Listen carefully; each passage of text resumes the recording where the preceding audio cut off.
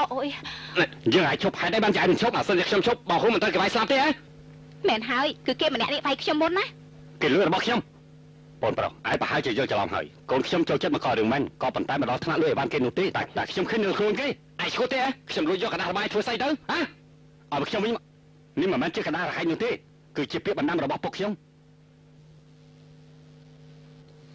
មុននេះបន្តិចមានចោលពីរនាក់លួចយកថងប្រាក់របស់ខ្ញុំចាយដើមខ្ញុំឃើញគេទទួលថងប្រាក់របស់ខ្ញុំហេតុនេះហើយខ្ញុំសុំគេវិញតែគេមិនឲ្យខ្ញុំក៏ចាត់ទុកគេជាចោលទៅគឺគេយកមកដាក់នៅលើខ្លួនរបស់ខ្ញុំមិនបានលួចទេលបាយធំប៉ុណ្ណឹងទៅហើយហេតុនេះបានជំរឿមិនយល់ទៀតស្រីខ្ញុំនិយាយភ្លាមបងហងខ្ញុំពិតជាខ្មាស់គេខ្លាំងណាស់កូនខ្ញុំម្នាក់នេះគេគ្មានកំណត់ទេគេចូលចិត្តបង្ករឿងចូលចិត្តចងគំនុំជាមួយអ្នកដទៃគេធ្វើឲ្យអ្នកដទៃសោកគេគ្រប់គ្នាខ្ញុំទើបតែមកដល់ស្រុកនេះរឿងរបស់អ្នកដទៃខ្ញុំមិនចង់ដឹងទេហើយខ្ញុំក៏មិនចង់ជឿឆ្លាលដែរសូមកុំតែមកករឿងជាមួយខ្ញុំបានហើយបងហងឯងពិតជានិយាយត្រូវមែន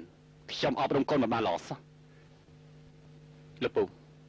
ពូគួរតែអប់រំគេឲ្យបានល្អបន្តិចទៅបើមិនចឹងពិតជាមានគ្រោះថ្នាក់តាមការពិតជាកំហុសរបស់ឯងទេបើឯងដឹងថានោះជាពាក្យបណ្ដាំរបស់ពុកឯងហើយនេះបានជាទុកមិនបានល្អបើសិនជាខ្ញុំវិញពុកខ្ញុំស្លាប់ទៅទុកពាក្យបណ្ដាំឲ្យខ្ញុំនោះខ្ញុំប្រកាសជារសារបានល្អ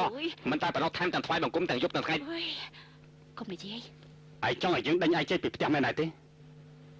ពាក្យបណ្ដាំពុកខ្ញុំចោទជាមួយខ្ញុំរហូតក៏ប៉ុន្តែខ្ញុំមើលមិនយល់តទៅសោះខ្ញុំក៏ព្រាមម្ដាយតាំងពីតូចខ្ញុំរស់នៅជាមួយពុកខ្ញុំរហូតដល់ខ្ញុំអាយុ12ឆ្នាំឪពុករបស់ខ្ញុំក៏ស្លាប់ចោលខ្ញុំទៀតមុនពេលក៏ស្លាប់ទៅគាត់បានទុកពាក្យបណ្ដាំនេះឲ្យខ្ញុំតែខ្ញុំមិនទាន់ទៅអសរទេខ្ញុំមិនយល់តទៅសោះហេតុនេះហើយខ្ញុំក៏សម្រេចចិត្តថាខ្ញុំមករៀននៅហ្វាងជើខ្ញុំនឹងប្រើអស់សមត្ថភាពដើម្បីមើលពាក្យបណ្ដាំរបស់ពុកខ្ញុំក៏ប៉ុន្តែគួរឲ្យស្ដាយណាស់បងហងឯងមានចិត្តកតញ្ញូបែបនេះយើងពិតជារំភើបខ្លាំងណាស់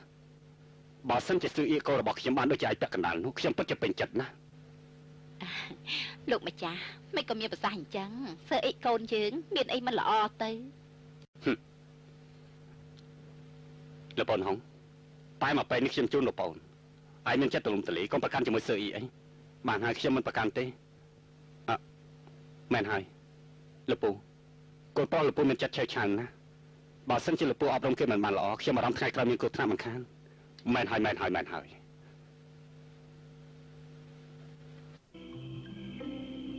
អើយដូនតាគ្រួសារតកូលហ្វាំងពិតជាគ្មានសំណាងល្អមែនហេតុអីបានជាមានកូនចៅដ៏ល្អដូចជាហ្វាំងស៊ឺអ៊ីខ្ញុំនេះហើយចាំបាច់ថែមតាចាស់កំរិលម្នាក់ហ្វាំងទៅមកទៀតអើយសំណាងល្អណាស់តែគាត់ជាពុករបស់ខ្ញុំបើសិនជាខ្ញុំជាឪពុករបស់គាត់វិញមិនដឹងថាគាត់ក្អេងក្អាងមើលងាយខ្ញុំធ្វើបាបខ្ញុំជាឪពុកយ៉ាងណាទេស្អីហូសុំធ្វើជាអ្នកក្លាហានម្ដងទៅជួយស្រាយចំណងខ្ញុំភ្លាមទៅណាឲ្យលឺឡើងម្ដងនេះសូមបីទេវតាក៏មិនអាចជួយឯងដែរហើយមើលទៅពុកឯងគេលេងមែនតែនហើយណែបើឯងចង់ជួបមុខយើងទៀតណាឯងត្រូវតែទ្រាំបន្តិចទៅណាធ្វើអញ្ចឹងមិនយុត្តិធម៌ទេម៉ែស្រឡាញ់គាត់ជាងខ្ញុំទៅទៀតអត់បញ្ហាទេខ្ញុំទ្រាំឯងចង់និយាយថាមិនតាមតែចិត្តឯងចាស់មកម៉ែបញ្ចុកបាយកូនមិនហូបទៅណែហូបចាំរៀមរៃកាតអីមុនបញ្ចូលប៉ាក់នោះមែនទេហើយម៉ែមិនចេះដេកប៉ាក់ទេហើយម្នាក់ឈ្មោះហុងស៊ឺគាត់នោះពីជាគុណគេមិនសូវពូកែទេតែគេពូកែនិយាយស្ដាប់គេនិយាយយកដូចជាមានកម្លាំងណាស់ឈឺដែរទេហើយមិនសូវឈឺទេហុងស៊ឺគាត់ឯងវាយមកដៃរបស់យើងហើយហ៊ានមកចាក់រកពុកយើងទៀតបើយើងមិនបដៅឯងទេយើងក៏មិនមែនជាមនុស្សដែរហូឆាប់ផ្សាយចំណងខ្ញុំភ្លាមមិនបានទេបាទខ្ញុំចោះទៅបើសិនជាពុកឯងដឹងច្បាស់ជាវីវហើយមិនអាចទៅធ្វើអញ្ចឹងបានទេបើពុកដឹងប្រកាសជាវីវហើយតែបើសិនជាមិនដឹងគឺមិនអីក្បាច់ចាស់របស់ម៉ែប្រកាសជាប្រើការបានចង់លេងក្បាច់ចាស់ទៀតហើយហ៎នឹងមានក្បាច់ណាផ្សេងទៀតទេអត់មានទេបើអញ្ចឹងពួកយើងយកក្បាច់ចាស់នេះមកប្រើទៅល្អទេល្អណាស់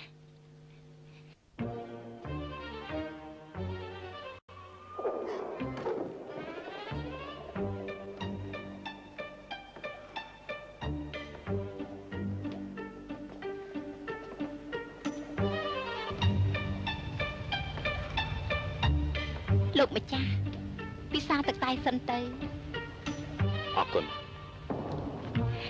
ណែលោកម្ចាស់យប់ជ្រៅហើយល្មមទៅសម្រាប់ហើយអូនយ៉ាងម៉េចហ្នឹង ណែហើយបានជាលោកម្ចាស់និយាយទៅហើយខ្ញុំនិយាយតាមត្រង់ចាស់ប្រហែលថ្ងៃនេះខ្ញុំពិបាកក្នុងចិត្តណាស់ខ្ញុំដឹងខ្លួនហើយថាខ្ញុំនាំទុកដល់លោកម្ចាស់យ៉ាងច្រើនប៉ុន្តែលោកម្ចាស់មានដឹងទេណែ លោកម្ចាស់យូរណាស់មកហើយមិនដែលយកចិត្តទុកដាក់នឹងខ្ញុំទេខ្ញុំបារម្ភណាស់ពេលវេលាធ្វើខ្ញុំឆាប់ចាស់បើសិនជាថ្ងៃណាមួយលែងត្រូវការខ្ញុំមិនដឹងធ្វើយ៉ាងម៉េចទេខ្ញុំខ្លាចណាស់ល្បិចចាស់កម្រិលនេះប្រើលែងបានហើយបងសួរអូនទៅមើលហើយលើសើអ៊ីចេញទៅក្រៅទៀតហើយមែនដែរទេ លោកម្ចាស់ អូនចង់ធ្វើស្អីហ្នឹងអូននិយាយទៅមើលអូនរៀនវិជ្ជាគុណនេះគឺសម្រាប់ទប់ទល់ជាមួយបងមែនទេ មិនមែនទេលោកម្ចាស់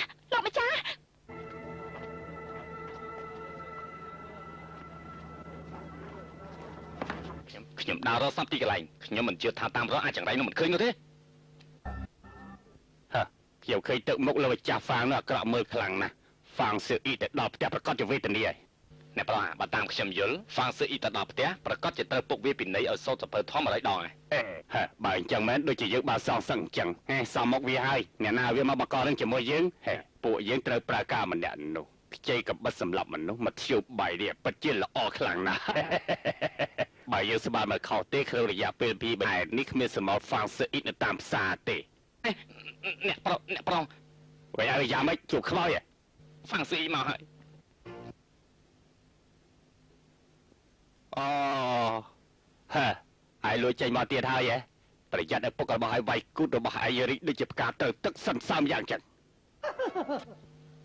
ទេវតាអើយ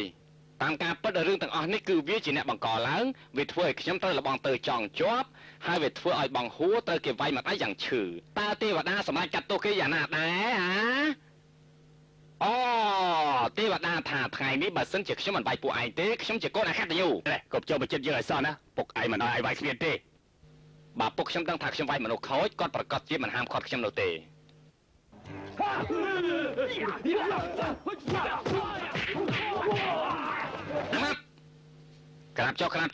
ក្រាបចុះទៅ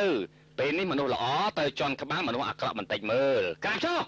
អូយកវាយខ្ញុំក្រាបហើយខ្ញុំសូមអង្វរលោកម្ចាស់ហ្វាសូមមេត្តាមកជួយខ្ញុំផងលោកម្ចាស់ហ្វាឯងចង់យកពុករបស់ខ្ញុំមកគំរាមកំហែងខ្ញុំផងខ្ញុំប្រាប់ហើយខ្ញុំសោបមនុស្សណាដែលយកពុករបស់ខ្ញុំមកនិយាយចំពោះមុខខ្ញុំណាខ្ញុំសោបគេជាទីបំផុតស្រីពុកមកមែន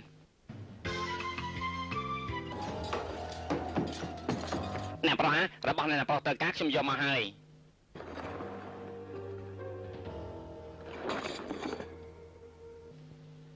ពុកអ្នកម៉ែថ្ងៃនេះខ្ញុំពិតជាខុសមែនទោះជាពុកម៉ែមិនបណៃខ្ញុំក៏ដោយក៏ខ្ញុំទៅតែបណៃខ្លួនឯងដែរ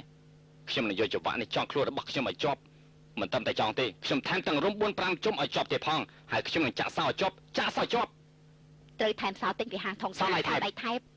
ប្រគល់កូនសោនេះឲ្យទៅពុកឯងទៅកុំឲ្យពុកឯងថាម៉ែនេះចិត្តទុនជាអ្នកដោះលែងឯងទៀតអាកូនកណ្ដុងមកមិនមកចង់ទេបងទៅរកឃើញជួបបាយថ្មីមកចាត់ការខ្ញុំទៀតហើយមែនទេយប់នេះម្ដាយកូនឯងទាំងពីរនាក់និយាយគ្នាបានស្រួលបួលទៅលោកម្ចាស់បងអនុគ្រោះឲ្យសើអ៊ីហើយបងគឺជាឪពុកដែលមិនបានការបងគ្មានសមត្ថភាពសម្រាប់អប់រំសើអ៊ីទេបងសម្រេចចិត្តថាថ្ងៃស្អែកនេះនឹងបញ្ជូនសើអ៊ីទៅរៀននៅហ្វាំងជើមិនបានទេមិត្តភក្តិរបស់ខ្ញុំនៅខ្វាំងជើទាំងអស់ទៅមិនបានទេលបងទៅបានកូនទុកចិត្តចាស់មានម៉ែនៅជាមួយទៅដល់ទីណានោះមិនចេះអបសុកទេប៉ុន្តែជួយហួរអូនមិនចាំបាច់ទៅទេអូនត្រូវនៅទីនេះមើលផ្ទះសម្បែងឲ្យបានល្អឲ្យតែម៉ែកូនឯងទៅពីរនាក់មកនៅជាមួយគ្នាសើអ៊ីប្រកាសជាមានអារម្មណ៍ល្អខិតខំរៀនសូត្រមិនខានមិនបានទេលោកម្ចាស់ធ្វើអញ្ចឹងមិនកើតទេខូចហើយទោះជាទៅដល់ទីណាក៏គង់តែខូចដូចគ្នាដែរហេតុផលអីត្រូវរត់គេចនោះហើយនៅទីនេះមានបញ្ហាទៅទីនោះក៏មានបញ្ហាដែរវាដូចតែគ្នាទេហើយដូច្នេះហើយខ្ញុំគិតថាយើងគួរតែនៅទីនេះមិនគួរទៅឆ្ងាយទេមានបញ្ហាដូចគ្នាហើយយើងគួរតែនៅទីនេះកិច្ចមិនរួចពិតជាកិច្ចមិនរួចទេទៅទីណាហើយមិនស្ដាប់តាមយើងទេ យើងបានសម្រេចចិត្តរួចហើយយើងទៅហាងជើរកសាលារៀនបានហើយយើងនាំឯងទៅហាងជើតែម្ដងបើសិនជាឯងមិនខិតខំរៀនសូត្រទេថ្ងៃក្រោយឯងកុំឈានជើងចូលគ្រួសារតកូលហ្វាំងឲ្យសោះលបងទៅបើចង់ទៅគឺពួកយើងទៅទាំងអស់គ្នាធ្វើជាប្តីគេមិនអាចទៅចាប់ប្រពន្ធបានទេម៉ែមិនអាចអត់ពុកឯងបានទេខ្ញុំក៏មិនអាចអត់ពីម្ដាយបានដែរខ្ញុំជាម្ដាយគេឃ្លាតឆ្ងាយពីកូនបានទេលោកម្ចាស់សើអ៊ីអត់ពីខ្ញុំគេមិនចេះថែទាំខ្លួនទេកន្លងមកក្រែងអូនជាអ្នកថែរក្សាសើអ៊ីឥឡូវនេះគេខ្លាចទៅជាអ្នកលេងទៅហើយអូនទៅសើបមើលតើមានអ្នកណាដែលមិនខ្លាចហ្វាសើអ៊ីកូនយើងនោះហេយ៉ាលោកម្ចាស់មនុស្សយើងចេញពីស្រុកគ្មានកិត្តិយសទេហើយគេជាកូនប្រុសយើងទៀតណាពិតមែនហើយគេសំជាកូនប្រុសអូនតែមិនសំជាកូនប្រុសបងទេតាមកាប់បងក៏មិនចង់ធ្វើអញ្ចឹងដែរអូនមានដឹងថាបងសម្រេចចិត្តបែបនេះបងជឿចាប់យ៉ាងណាទេ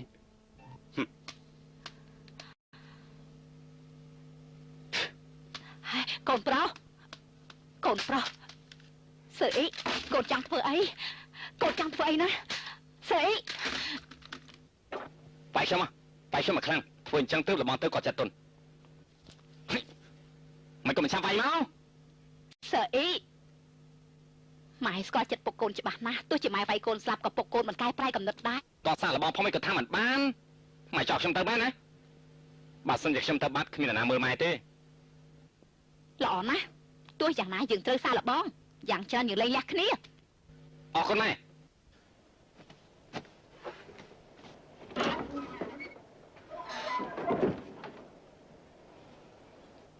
ខ្ញុំពិតជាមិនយល់សោះហ្វាក់ទ័រខ្ញុំមានការសំខាន់ចង់សួរបងពិតជាឲ្យសើអ៊ីទៅមែនទេមិនមែនបងដេញគេទេបងចង់ឲ្យគេល្អចាប់តាំងពីសើអ៊ីដឹងក្តីមកបងមានឯថ្នាក់ថ្នមគេទេបងដឹងតែពីបន្ទោសគេខ្ញុំថ្នាក់ថ្នមគេបងថាខ្ញុំមិនឲ្យគេបើបងបន្ទោសគេខ្ញុំថាបងធ្វើបាបគេអ្វីគឺបងមានកំណត់មិនល្អចំពោះគេខ្ញុំមិនខ្វល់ទេយ៉ាងណាក៏ដោយខ្ញុំដាច់ខាតមិនឲ្យសើអ៊ីបែកពីខ្ញុំមិនបានទេគេត្រូវតែទៅហ៎បើបងគេទៅខ្ញុំក៏ទៅដែរសើអ៊ីជាកូនប្រុសបងអូនគឺជាប្រពន្ធបងរឿងរបស់អ្នកទាំងពីរគឺយើងជាអ្នកសម្រេចបើបងពិតជាចង់ធ្វើអញ្ចឹងមែនលុះត្រាលែងលះជាមួយខ្ញុំសិនអូមិនក៏ចាំបាច់ធ្វើអញ្ចឹងលោកម្ចាស់មានដឹងទេសើអ៊ីគឺស្មើនឹងជីវិតខ្ញុំពីតូចដល់ធំគេមិនដែលបែកខ្ញុំមួយចំហៀនទេបើបងសម្រេចចិត្តអញ្ចឹងទៅហើយមិនឲ្យខ្ញុំទៅជាមួយសើអ៊ីចុះហត្ថលេខាទៅ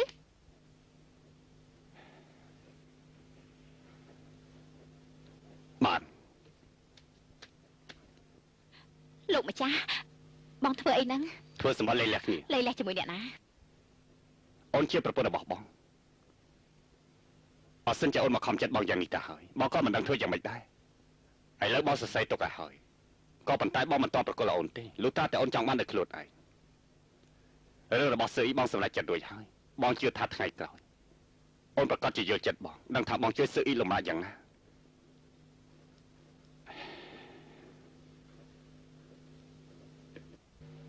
បានហើយមិនចាំបាច់សរសេរទេខ្ញុំព្រមទៅហានចៅហើយលបងទៅលបងពិតជាប្រកែអស់ចាមែនពេលទៅដល់ហ្វាំងជើងពួកយើងស្នាក់នៅសមាគមឈិញហួរជួយហួរតើនៅចាំកន្លែងនោះបានដែរទេចាំបានគឺបងហើយនឹងមិត្តភ័ក្តិបងមានសមាគមមួយទុកឲ្យអ្នកធ្វើដំណើរគេសម្រាប់នៅទីនោះនៅក្នុងសមាគមនោះមានអ្នកស្រុករស់នៅច្រើនណាស់អូនខ្លាចគ្មានមនុស្សទទួលបងទេជួយហួរបើសិនជានៅក្នុងផ្ទះមានរឿងកើតឡើងអូនឲ្យមនុស្សម្នាក់យកសម្បត្តិទៅសមាគមទៅបានហើយដឹងទេខ្ញុំដឹងហើយបងទៅឆាប់ត្រឡប់មកវិញទេចុះសើអ៊ីថ្ងៃណាមកវិញបានហើយចេញដំណើរទៅកូនប្រុស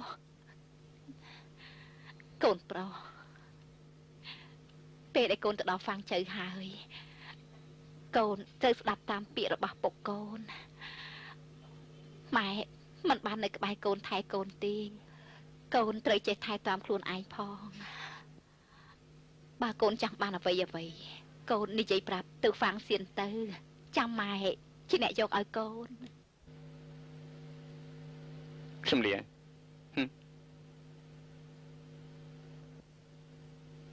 អ្នកទាំងអស់គ្នាខ្ញុំសឺអ៊ីសូមលាបានហើយឆាប់ទៅ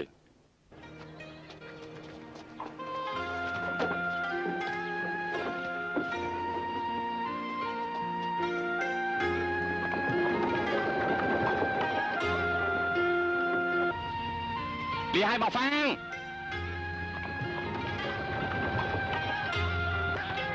លាឲ្យសុខកំណើតសាអី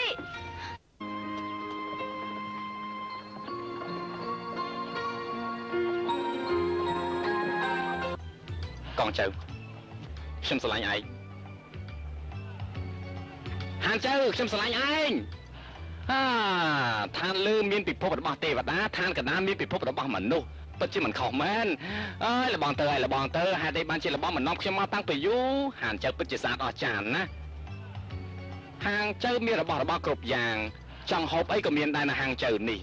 ចង់ទិញអ្វីក៏មានដែរនៅហាងចៅហើយចង់មើលអ្វីក៏បានដែរមិនតែប៉ុណ្ណោះថែមទាំងមានស្រីស្អាតទៀតផងអ្នកប្រុសហាងចៅស្អាតណាស់មែនហើយស្អាត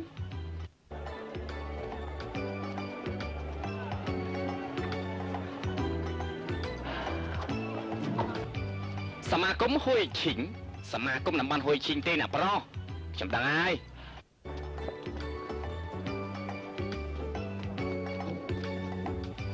អូសួស្ដីអូខានជួបគ្នាយូរហើយសុំជើញអង្គុយសុំជើញណែផ្កាដែលប្រុសស្រឡាញ់ជាងគេគឺផ្កាឈូកចាស់ធ្លាប់បាននិយាយថាផ្កាស្បៃរឿងក៏ជាផ្កាមួយស្អាតមួយយ៉ាងដែរផ្កាមូតានជាផ្ការ៉ូស៊ីមានបានរីឯផ្កាឈូកគឺជាផ្កាស័ក្តិសមនឹងបរោះខ្ញុំយល់ថាមានតែផ្កាឆាងសងទេដែលអាចបញ្ជាក់ពីភាពថ្លៃថ្នូររបស់បរោះបានមិនមែនអញ្ចឹងទេមានតែផ្កាអង្គាសិលទេដែលស្អាតជាងគេហើយចាប់ផ្កានេះជួយយ៉ាងម៉េចដែរផ្កាតៅហ៊ូក៏បានដែរសំទោសហើយអផ្សុកណាស់យកផ្កាមកប្រៀបធៀបជាមួយនឹងមនុស្សពិតជាអផ្សុកខ្លាំងណាស់និយាយពីរឿងគ្រួសារក៏អផ្សុកដែរហើយនិយាយពីរឿងស្មោះត្រង់សច្ចធម៌នោះក៏អផ្សុកដែរសុទ្ធតែអផ្សុកទាំងអស់គ្មានអីសប្បាយនោះទេអំណាចក្រោមមេឃទាំង4ទិសក្នុងបន្ទប់នេះប្រកាសជាមានស្អីហ៎លេខ9ផុងគេវាយលេខ9មកហេតុអីបានជាលោកមិនដល់លេខលបាយនេះត្រូវតែឆ្លៀសវៃបន្តិចបើសិនជាគេវាយឲ្យយើងដល់ហើយយើងត្រូវតែដល់មិនអាចទុកយូរបានទេចាំខ្ញុំជួយអូតចេញលពូស្ទាមមើលអូពិតជាអានឹងមែនខ្ញុំឈ្នះហើយឯងនៅឈប់ពីក្រៅខ្នងគេឯងកុំនិយាយប្តីប្រអសោះឯងជាណាឆាប់ចេញពីទីនេះភ្លាមសើគេជាកូនប្រុសរបស់ខ្ញុំហើយយ៉ាលបងទៅទេសួស្ដីណែខ្ញុំមករំខានពលរបស់បន្តិចហើយពួកខ្ញុំមកស្នាក់នៅសមាគមរយៈសិនលបងហ្វាងដូចជាគួរសមពេកហើយសមាគមឈិញហួរនេះលោកកំដៀនចំណែកដែរហើយលោកជាប្រធានរបស់ពួកយើងទៀតផងណាលោកមកនៅសមាគមឈិញហួរនេះទុកដូចជាផ្ទះរបស់ខ្លួនឯងចោះមិនចាំបាច់គួរសមអីទេពិតមែនហើយសេឆាប់ហៅលោកពូលោកអំទៅសើអ៊ីសុំគោរពលោកពូលោកអំលោកហ្វាងកូនប្រុសរបស់លោកពិតជាមនុស្សចេះគួរសមមែនថែមទាំងរូបរាងសង្ហាទៀតកូនប្រុសរបស់ខ្ញុំមានធំតែមិនសូវដឹងអីទេខ្ញុំមកថ្ងៃនេះមានកិច្ចការសំខាន់ខ្លះដើម្បីចង់ឲ្យអ្នកទាំង4បញ្យល់ដល់ខ្ញុំសេឯងទៅខាងក្រៅសិនទៅតែកំតែឆ្ងាយពេកចង់លេងបៀភ្លុក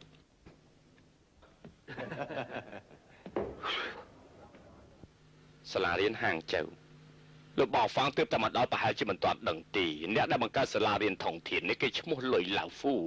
គេតំណាក់តំណជាមួយរាជការជិតស្និទ្ធណាស់សិស្សដែលប្រឡងជាប់អាចធ្វើជាមហាមន្ត្រីបានទៀតផងណាតាមស្ដាប់សម្ដីរបស់លោកបើសិនជាយើងបានរៀននៅសាលាថងធាននោះបានសេចក្តីថាយើងប្រកាសជាមានសង្ឃឹមអាចរកអនាគតឃើញមែនទេមែនហើយមួយឆ្នាំមានម្ដងថ្ងៃនេះជាថ្ងៃចោលឈ្មោះចូលរៀននៅសាលាថងធានបើផុតពីថ្ងៃនេះត្រូវរងចាំដល់ឆ្នាំក្រោយពិតមែនទេមែនហើយ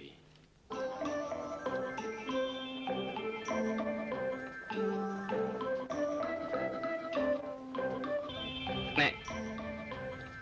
លោកម្ចាស់សាលារៀនមួយនេះខុសពីសាលារៀនដទៃឆ្ងាយណាស់លោកម្ចាស់មើលសុទ្ធតែជាអ្នកមានទៀតផងសាលារៀននេះពិតជាល្បីឈ្មោះមែនហើយមិនចង់ទៅជំរាបជួទេមានមនុស្សជំរាបជួច្រើនណាស់ លោកម្ចាស់សាលារៀននេះបកកែរកស៊ីមែនគ្រាន់តែចូលរៀនសោះបងថ្លៃសាលា30តម្លឹងបើសិនជាប្រឡងមិនជាប់ទេបានន័យថាចំណាយប្រាក់នោះអត់ប្រយោជន៍ដែរទេធ្វើចឹងហួសហេតុពេកហើយអញ្ចឹងមានតែកូនអ្នកមានទេទើបមានសមត្ថភាពអាចចូលរៀនបានរឿងមិនបានការគុំនិយាយតាមសម្រួលទៅថងធានសិភៅថងធានមកណារៀននៅសាលាថងធានខ្ញុំមួយចំណាយប្រមាណដែរថងធានប្រមាណទៅ60តម្លៃអូយមិនក៏ថ្លៃខ្លាំងម្លេះកាលពីឆ្នាំទៅលក់តែ50តែមិនហ៊ានទេកុំទិញអីសាលាថងធានមិនមែនចុះឈ្មោះរួចចូលរៀនបាននោះទេតែឆ្លងកាត់ការបានទេឲ្យខ្ញុំម្ដងមួយនេះគេធ្វើយ៉ាងនេះហាក់ដូចជាហួសហេតុពេកហើយការប្រឡងត្រូវពឹងលើសមត្ថភាពមែនហើយអ្នកមិនចេះគេទិញសំណួរចម្លើយធ្វើអញ្ចឹងដូចជាអយុត្តិធម៌ចំពោះអ្នកដែលមានសមត្ថភាពពេកហើយថយ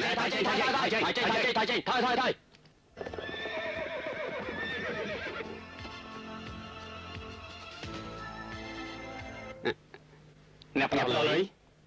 គឺម្នាក់នេះហើយជាអ្នកបង្កើតសាលារៀននេះគេគឺជាក្មួយប្រុសរបស់លុយឡាហូណែលើថាលុយឡាហូត្រូវជាមួយមន្ត្រីរាជការណាបើអ្នកណាអែបអបគ្រួសារតកុលលុយបានថ្ងៃក្រោយប្រកាសជាមានអនាគតហើយអ្នកប្រាប់លុយមើលទៅឆ្នាំនេះពិតជាមានសិស្សថ្មីច្រើនណាស់ក៏ប៉ុន្តែមិនដឹងថាថ្ងៃក្រោយពួកគេស្ដាប់បង្គាប់ដូចជាថ្ងៃនេះឬក៏អត់ទេប្រកាសជាស្ដាប់បើសិនជាគេមិនស្ដាប់អ្នកប្រុសទេបានន័យថាគេធុញទ្រាន់នឹងជីវិតរបស់គេហើយមែនទេអ្នកប្រុសសម្ដីរបស់ឯងបានន័យថាខ្ញុំគឺជាមនុស្សអាងអំណាចចូលចិត្តធ្វើបាបអ្នកទន់ខ្សោយមែនទេមិនមែនទេនេះមិនមែនបានន័យថាអ្នកប្រុសជាមនុស្សកាចនោះទេពួកគេទាំងអស់គ្នាគោរពអ្នកប្រុសនៅកន្លែងនេះតើមានអ្នកណាមិនគោរពអ្នកប្រុសនោះប្រុសកុំខាំងអីគោរពខ្ញុំពេញចិត្តពាក្យនេះណាថ្ងៃនេះជាថ្ងៃបុណ្យកំណើតអ្នកនាងធំតកលយានអ្នកប្រុសជូនអីដល់គេដែរឯងកុំចេះនេះជារឿងសម្ងាត់របស់ខ្ញុំ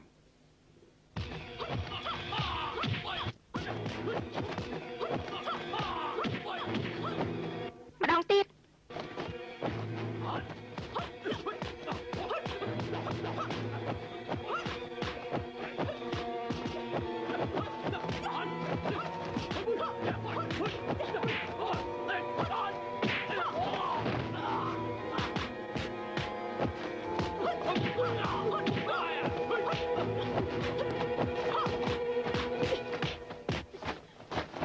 ល្អវិជាគុណយានហ្វានកាន់តែរីចម្រើនទៅមុខហើយកូនខ្ញុំធ្វើខ្ញុំជាក្បាលរាល់ថ្ងៃឥឡូវគេមានដៃគូរបស់គេហើយលោកម្ចាស់គូសំពេចហើយយើងឈុនខ្លាំងជាងខ្ញុំមិនមែនជាដៃគូរបស់នាងទេពួកឯងទៅវិញសិនទៅស្អែកចាំមកហាត់ទៀតបាទអ្នកនាងខ្ញុំលាសិនហើយលោកម្ចាស់នារីក្លាហានពាក្យមួយម៉ាត់នេះប្រើចំពោះកូនស្រីខ្ញុំមិនដឹងថាអស្ចារ្យយ៉ាងណាទេពុកអ្វីដែលកូនត្រូវរៀនកូនរៀនអស់ហើយពុកឲ្យកូនរៀនដេប៉ាដេញប៉ិនគោគំនូកូនស្ដាប់តាមពុកទាំងអស់ហើយតាប៉ុន្តែកូនចូលចិត្តវិជាកូនជាងគេពុកឈប់ថាឲ្យកូនទៀតទៅពុកមានថាឲ្យកូនពុកគ្រាន់តែនិយាយលេងជាមួយកូននេះតើពិតមែនហើយយានវាងយកចំនួនមកជូនបែបបនកំណត់កូនទទួលគេចំនួនពុកឲ្យបានល្អផងពុកលាសិនហើយពុកទៅណាទៀតបើសៀងគេយកត្បូងពេជ្រ3គ្រាប់យកមកឲ្យពុកមើលពុកចង់បាត់ខ្លាំងណាស់ឥឡូវពុកទៅមើលសិនថ្ងៃនេះជាថ្ងៃកំណើតខ្ញុំក្នុងចិត្តពុកមានតែថ្មពី3គ្រាប់នោះពុកមិនអាណិតដល់ខ្ញុំទេកូនជាកូនស្រីសម្រាប់ចិត្តពុកមានរឿងឲ្យធ្វើកូនមិនសប្បាយចិត្តនោះតួនាទីនេះប្រកបឲ្យយានវាងជួយមើលគេឲ្យបានល្អផងពុកយ៉ងឈុនណាចាញ់ទៅមិនចាំបាច់កំដរខ្ញុំទេយ៉ងឈុនណាបងមិនតាន់ឲ្យចំនួនអូនផងទៅវិញយ៉ាងម៉េចនឹងកើតទៅណាអូនមើលទៅមើលខ្សែកនេះស្អាតដែរទេខ្សែកនេះគឺយកត្បូងពេជ្រ7ពណ៌យកមកផ្ដុំធ្វើជាខ្សែកអូនមើលទៅមើលតើអូនពេញចិត្តដែរទេត្បូងពេជ្រនេះមានអីខុសពីដុំថ្មពុករបស់ខ្ញុំក៏មានច្រើនណាអូនមិនស្រឡាញ់ខ្សែកនេះទេមិនមែនមិនស្រឡាញ់ទេតែក៏មិនស្អប់ដែរបងនៅមានរបស់មួយយ៉ាងទៀតអូនប្រកាសជាពេញចិត្តស្អីទៅក្រែងអូនថាចង់ទៅរៀននឹងហាត់វិជ្ជាគុណនៅសាលាថងធានណាប៉ុន្តែសាលារៀនទទួលតែសិស្សប្រុសទោះខ្ញុំចង់ក៏អត់ប្រយោជន៍ដែរបើសិនជាបងថាបានប្រកាសជាបានគ្មាននរណាម្នាក់ហ៊ានជំទាស់នោះទេម្យ៉ាងទៀតរបស់នេះចាត់ទុកថាជាចំនួនសម្រាប់អូនប៉ិតមែនទេនៅហ្វាំងចៅនេះមាននរណាហ៊ាននិយាយកុហកអ្នកនាងធំនោះអូនក៏មិនអារម្មណ៍ឲ្យសោះបងហ៊ានថាប្រកាសជាហ៊ានធ្វើបងនឹងធ្វើឲ្យបានមករបស់ឆ្នាំនេះក្រាន់បាល់ទាំងអស់លោកបាន354ក្បាលតាមមើលសាលារៀនថងធានរបស់លោកម្ចាំងណែអ្នកដតីសិភៅសំណួរឯកត់ឈ្មោះគេទៅឲ្យអស់បានប្រកាសជាកត់យកឈ្មោះទៅប្រគល់ឲ្យមេប្រយោគបើសិនជាអ្នកណាប្រឡងជាប់គ្មានឈ្មោះនៅក្នុងបញ្ជីទិញសិភៅអ្នកនោះត្រូវតែលុបឈ្មោះចោលស្ដាប់បានទេបាទ លោកពូ ក្មួយប្រុស ឆ្នាំនេះរកស៊ីមានបានមែនមុខរបរឆ្នាំនេះអាចទៅរួចដែរទេ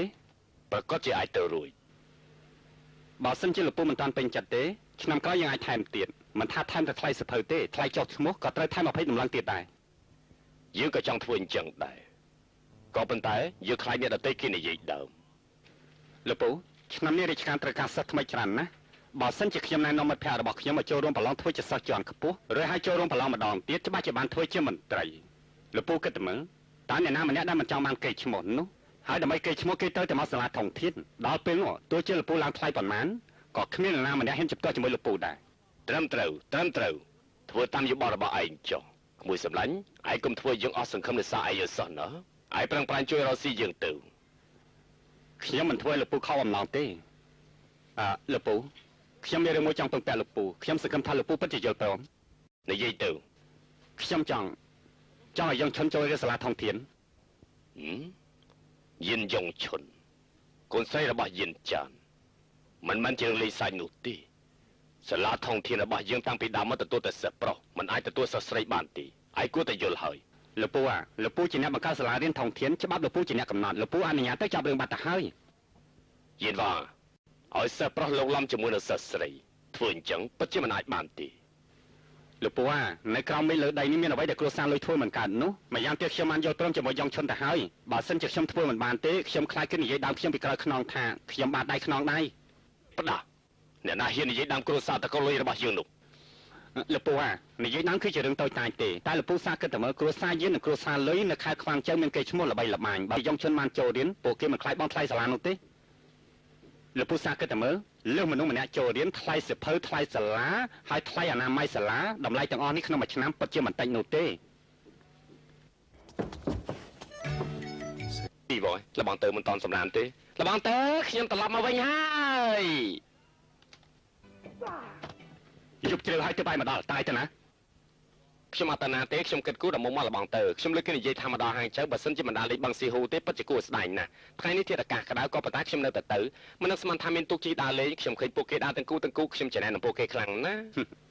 ឯងដូចជាហួសហេតុពេកហើយយើងនាំឯងមកហាងចៅនេះមិនមែននាំឯងមកស៊ីផឹកដើរលេងនោះទេយើងនាំឯងមកគឺដើម្បីរៀនសូត្រតើយើងរកការវេទនាយ៉ាងណាឯងយល់ហើយទេ ខ្ញុំដឹងថាលបងទៅគិតគូរខ្ញុំណាសឺអ៊ីចង់ចាំចិនិចខ្ញុំមកហាងចិត្តដើម្បីរៀនសូត្រ ឯងពិតជាយល់អញ្ចឹងមែនទេ ខ្ញុំសុំស្បត់ខ្ញុំមិនហ៊ានកុហកពុកម្ដាយទេ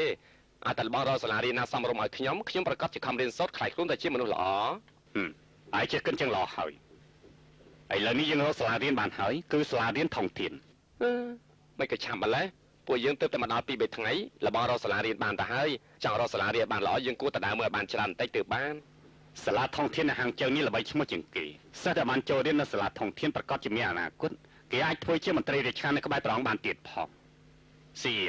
វភៅមួយក្បាលនេះមានសំណួរចូលប្រឡងសាលាធំធានត្រូវឆ្លងកាត់ការប្រឡងក៏ប៉ុន្តែត្រូវពឹងពាក់លើសមត្ថភាពខ្លួនឯងពួកគេមានសៀវភៅគ្រប់គ្នាម្យ៉ាងទៀតអាចចូលរួមប្រឡងជាលើកទី1ត្រូវតែប្រឡងឲ្យជាប់ឥឡូវនេះឯងខំតន្ទិញឲ្យចាំមាត់ទៅឯងប្រកាសជាប្រឡងជាប់ លបងទៅច្រឡំមកទេដឹងសូឲ្យចាំមិនបានទៅអាត្មានេះទៅហើយបើសូត្រចាំច្បាស់ជាមេភ្លឺខ្ញុំប្រាប់បច្ចេកទេសរបស់ខ្ញុំវិញ បច្ចេកទេសឯងមានតម្លៃស្មើនឹង60តម្លឹងដែរទេឥឡូវឆាប់ទៅផ្សាយទៅប្រឡង ខ្ញុំសូត្រឯទៅណាខ្ញុំតែមួយទឹកផ្លាស់កៅអៅសម្រាប់មកផ្លែរស់ឲ្យចាំមើលសភៅតទៅទៀតបានទេមិនបានទេយើងនៅកំដរឯងចាប់ដើមរៀនទៅលបងទៅនៅកំដរខ្ញុំមែនទេមិនកើតទេលបងទៅចាស់ហើយទៅសម្រាប់ទៅទូខ្ញុំសូមម្នាក់ឯងបានណាមិនបាច់ទេបើសិនជាឯងទន្ទិញមិនចាំយើងទៅពីរនាក់មិនចាំបាច់ទេបងទៅបាក់សាបាក់សីនៅក្នុងព្រៃព្រឹក្សាទឹកបឹងទឹកទន្លេ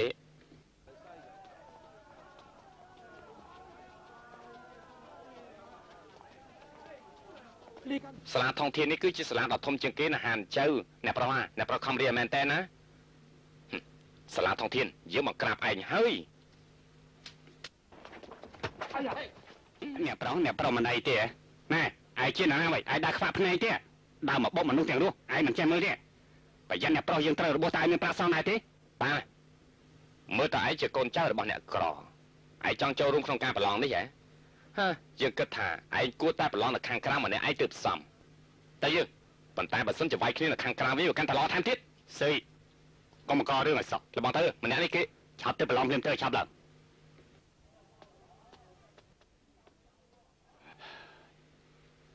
ព្រះជាម្ចាស់សូមកុំឲ្យគេបង្ករឿងឲ្យសោះ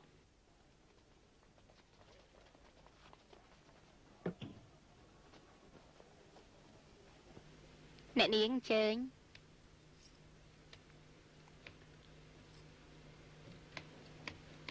យើងឈុន ហ៎ឥឡូវនេះខ្ញុំឈ្មោះយៀនយ៉ង អ្នកប្រុសពិតជាសង្ហាអាចារ្យមែនបងស្ទើរតែចំណាំមិនបានឥឡូវបងរៀបចំរួចហើយអូនចូលទៅប្រឡងទៅអូនណែយកសិភៅនេះទៅ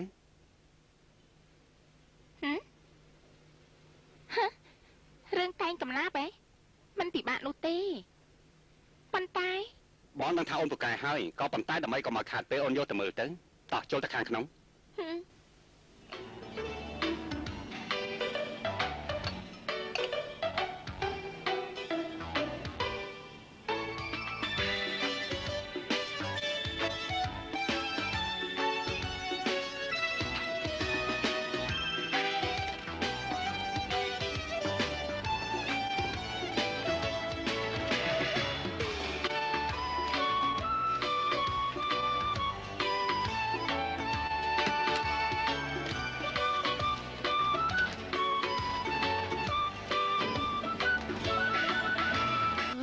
ពិតជាងងមែន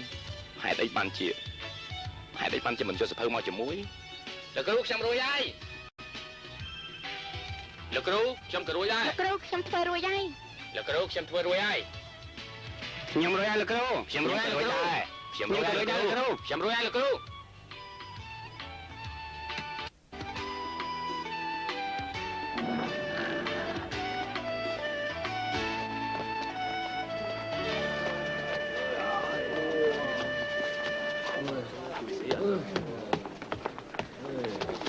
ហើយពិតជាមិននឹកស្មានសោះម្នាក់លួចមើលសៀវភៅល្មើសច្បាប់ប្រឡងធ្វើឲ្យខូចដល់សាលាជាន់ខ្ពស់ហេធំក្លិនកោនេះជាម្សៅដែលម៉ែធ្លាប់ប្រើអន្តើគឺឯង ឯងចង់ធ្វើអី គឺឯងនឹងឲ្យលាបម្សៅ ឯងឈួតទេហ៎អ្នកណាលាបម្សៅខ្ញុំជាកូនប្រុសមិនមែនស្រីទេ ដោយសារតែឯងជាកូនប្រុសលាបម្សៅហ្នឹងហើយទៅខ្ញុំថាឯងចម្លែកមិនបានជាមិនឯងរបស់ឯងលាបម្សៅឬមួយថាគាត់គ្មានកូនស្រីទេបានជាឲ្យលាបម្សៅ ខ្ញុំប្រាប់រួចហើយខ្ញុំមិនបានលាបម្សៅអីទេកុំដើរតាមខ្ញុំថយចាញ់ យ៉ាងម៉េចហ្នឹងឯងកំជើងធ្វើអីហើយយកពិតជាយ៉ាប់មែនតែនហើយខ្ញុំទើបតែឃើញកូនប្រុសត្រាំជើងជាលើកទី1ទេឥឡូវនេះសូមឯងធ្វើខ្ញុំមើលម្ដងទៀតតើមើលធ្វើទៅ ថយចាញ់ វីវ៉ាត្រាំជើងទៀតហើយអើយពេលនេះខ្ញុំកាត់ប្រប៉ែផ្លេមិនខានទេ ណែចូលរួមប្រឡងលឿនគ្នាសេះល្អទៀតប្រកាសជាទៅមិនទាន់ទេចាប់ឡើងទៅលោកបានសេះល្អណាស់លឿនអ្នកប្រយានបញ្ញាតាណាហ្នឹង ថយចាញ់ទៅខ្ញុំមិនចង់ជិះសេះកម្រក់ទៅប្រឡងទេ បានហើយទុកចិត្តចោះខ្ញុំរកសេះល្អអ្នកប្រុសបានហើយតា ប៉ិតមែនណា បងដែរខកអូនតាំងពីពេលណាទៅជាមួយបង អើយបាត់ដឹងថាអញ្ចឹងខ្ញុំប្រកាសជាមិនលេងជាមួយនឹងពួកគេទេវីវ៉ាអូសំឡាញ់ជប់សំសួរតិចណាក្រោសេះល្អនៅកន្លែងណាទៅ ហើយមិនចាំបាច់បញ្ញាពេកទេនៅសល់សេះ4 10ក្បាលទៀតឯងត្រូវតាមចិត្តចោះទៅខាងនោះទៅប្រអស់ជាឃើញ អរគុណច្រើនហ៎នៅសល់សេះតែមួយក្បាលទៀតហ៎កន្លែងគេនិយាយថានៅសល់10ក្បាលសម្រាប់តោខ្ញុំឬមែនទេ មែនហើយឯងយកឬក៏មិនយក អើយសេះមួយក្បាលនេះហូរសម្បោមិនជប់ជាយ៉ាងម៉េចនឹងកើតទៅអេ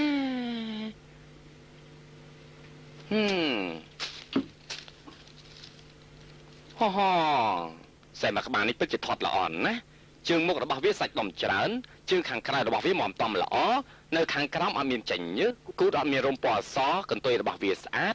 សេះមួយក្បាលនេះគឺជាសេះដ៏ល្អជាងគេបំផុតពិតជាសេះល្អមែនតែជាមួយយើងការស្លាប់របស់យើងគឺស្ថិតនៅលើឯងណាប្រយ័ត្នប្រយែង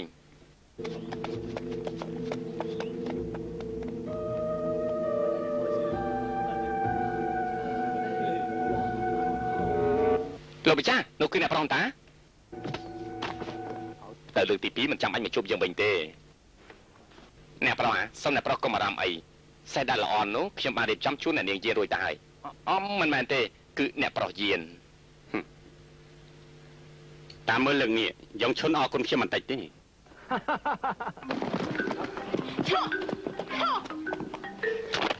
ច្រឡំទីដឹងនេះអាសេះល្អជាងគេនោះ មិនមែនទេខ្ញុំមិនទុកសែងចឹងឲ្យគេទេ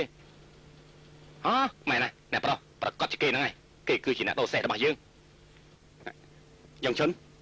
នេះជាសិលល្អដែលបងថាហ្នឹងហ៎ អាម្នាក់ពេលលេខ18ដល់សេរបស់អូនចាំបងទៅរកសេមួយក្បាលទៀតឲ្យអូន បានហើយពេលនៅខ្លីណា ណែ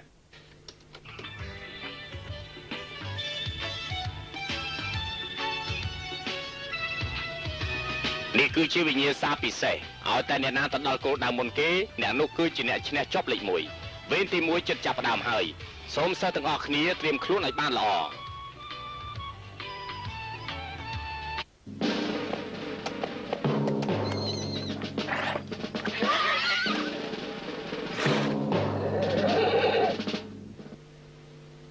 សិស្សទាំងអស់គ្នាតាមលេខរៀងប្រុងប្រៀប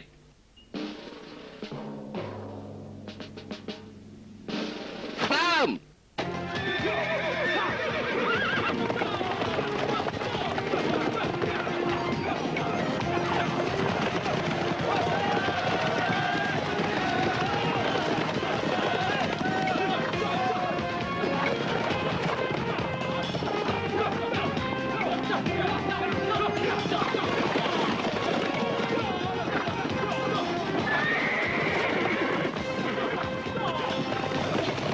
លឿនឡើង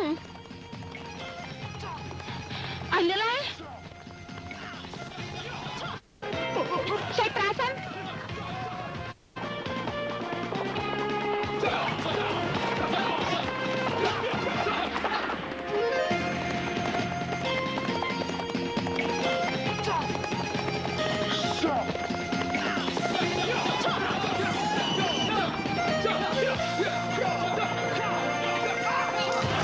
ឲ្យលឿនឡើងសម្លាញ់ឲ្យលឿនឡើង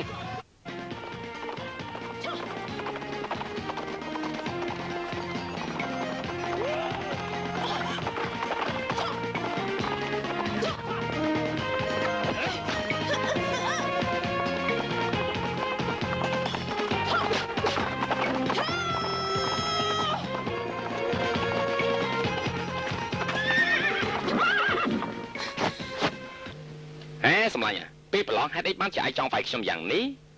អ្នកណាប្រើលុយសៃខ្ញុំ ឯងក៏ទៅមុនមែនទេច្បាប់កំណត់ថាអ្នកណាដល់មុនអ្នកនោះជាអ្នកឈ្នះឬមិនឯងសុកប៉ាន់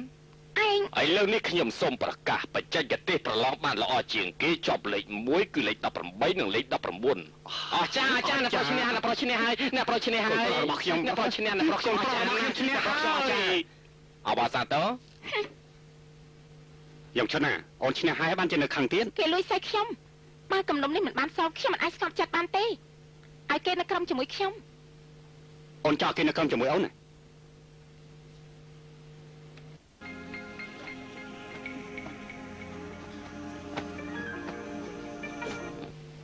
លើកទី3គឺប្រឡងវិជ្ជាគុណច្បាប់កំណត់3យ៉ាងទី1អ្នកណារុញដៃគូឲ្យចេញពីសៃវៀនបាននោះបានន័យថាឈ្នះទី2ឲ្យដៃគូចុះញោមក៏ចាត់ទុកថាឈ្នះដល់ពេលឈប់ត្រូវតែឈប់សិស្សក្រុមទី1ត្រៀមខ្លួនឲ្យហើយសិស្សក្រុមទី1មានហ្វាងស៊ីអ៊ីហើយនឹងយៀនយ៉ុងឥឡូវត្រៀមខ្លួនចាប់ផ្ដើម ការពិតគឺឯងទេសត្រូវជួបគ្នាហើយ អ្នកណាជាសត្រូវឯងយើងអាចដើរមកបានតែចេញទៅវិញត្រូវសៃ មួយម៉ាត់នេះពិតជាមានកម្លាំងមែនសម្ដីដូចជាមនុស្សស្រីបានខ្ញុំចង់ដឹងថាកណ្ដាប់ដៃរបស់មនុស្សស្រីអស្ចារ្យយ៉ាងណាទៅ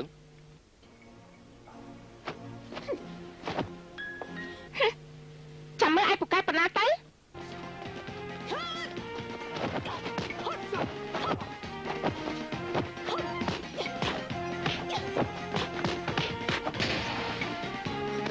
អូយកុំប្រុសទុកកញ្ចក់ដៃយ៉ាងនេះវាមិនខុសនឹងច្បាប់ទេហ៎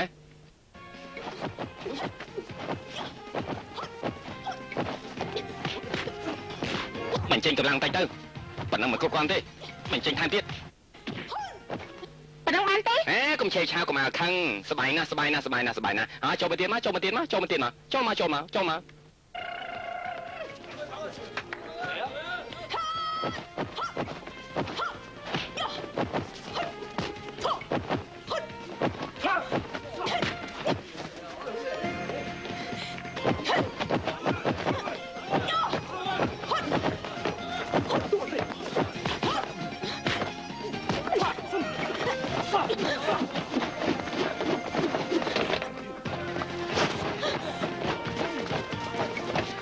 សាររបស់ឯងរបូតឲ្យដឹងទេ ហើយដល់វិញយើងម្ដងហើយ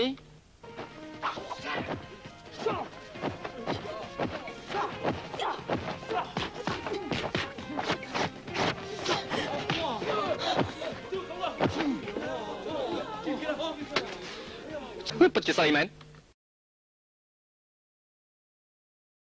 食咗破子彈啊！冇啊，仲話唔好？點解要教我嘅仔啊？錯啦，對，你點知啊？很好啊，方夫人，即係呢樣嘢我都唔敢肯定。不過咧，講有人咧，你嗰句係咪？就係講。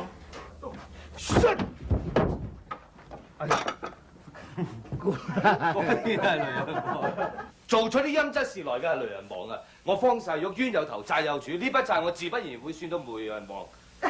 梅人王，